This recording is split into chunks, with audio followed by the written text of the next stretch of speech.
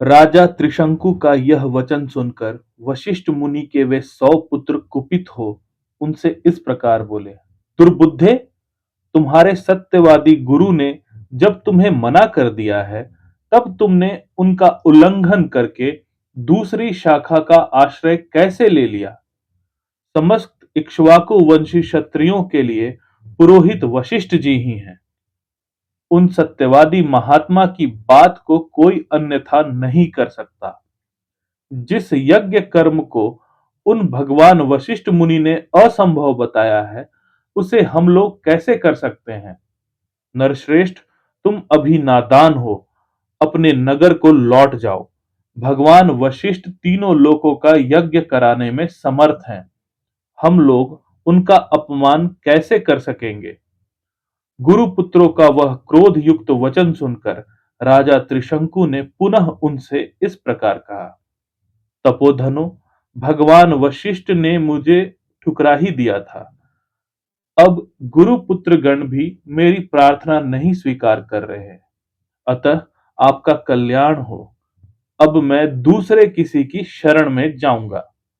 त्रिशंकु का यह घोर अभिसंधि पूर्ण वचन सुनकर महर्षि वशिष्ठ के पुत्रों ने अत्यंत कुपित हो राजा त्रिशंकु को शाप दिया। अरे जा, तू चांडाल हो जाएगा। ऐसा कहकर वे महात्मा अपने अपने आश्रम में प्रविष्ट हो गए। तदंतर रात व्यतीत होते ही राजा त्रिशंकु चांडाल हो गए। उनके शरीर का रंग नीला हो गया, कपड़े भी नीले हो गए, प्रत्येक अंग में रूक्षता आ गई, सिर के बाल छोटे छोटे हो गए, सारे शरीर में चिता की राख सी लिपट गई, विभिन्न अंगों में यथास्थान लोहे के गहने पड़ गए। अपने राजा को चांडाल के रूप में देखकर सब मंत्री और पुरवासी जो उनके साथ आए थे, उन्हें छोड़कर भाग गए। वे धीर स्वभाव नरेश दिन रात चिंता की आग में जलने लगे और अकेले ही तपोधन विश्वामित्र की शरण में गए।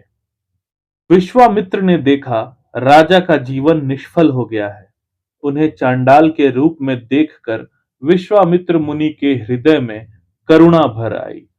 वे दया से द्रवित होकर भयंकर दिखाई देने वाले राजा त्रिशंकु से इस प्रकार बोले। महाबली राजकुमार, तुम्हारा भला हो। यहाँ किस काम से तुम्हारा आना हुआ है? वीर अयोध्या नरेश, जान पड़ता है तुम शाप से चांडाल भाव को प्राप्त हुए हो।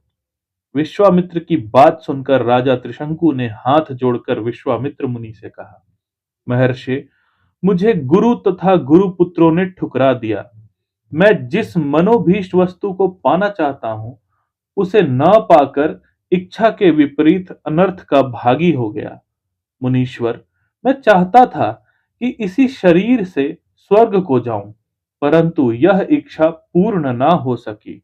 मैंने सैकड़ों यज्ञ किए हैं, किंतु उनका भी कोई फल नहीं मिल रहा है। मैं क्षत्रिय धर्म की शपथ खाकर आपसे कहता हूं कि बड़े बड़े संकट में पड़ने पर भी ना तो पहले कभी मैंने मिथ्या भाषण किया है और ना भविष्य में ही कभी करूंगा। मैंने अनेकों प्रकार के यज्ञों का अनुष्ठान किया, प्रजाजनों की धर्म पूर्वक रक्षा की और शील एवं सदाचार के द्वारा महात्माओं तथा गुरुजनों को संतुष्ट रखने का प्रयास किया। इस समय भी मैं यज्ञ करना चाहता था, अतः मेरा यह प्रयत्न धर्म के लिए ही था। तो भी मेरे गुरुजन मुझ पर संतुष्ट ना हो सके। यह देखकर मैं दैव को ही बड़ा मानता हूँ। पुरुषार्थ तो निरर्थक जान पड़ता है। दैव सब पर आक्रमण करता है।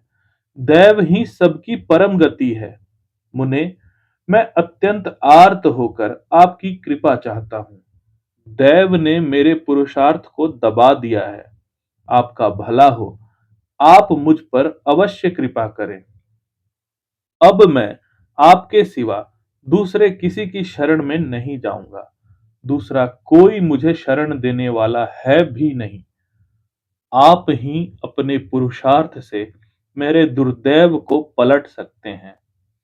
इस प्रकार श्री वाल्मीकि निर्मित आर्ष रामायण आदि काव्य के बालकांड में 58वां सर्ग पूरा हुआ। जय श्री राम।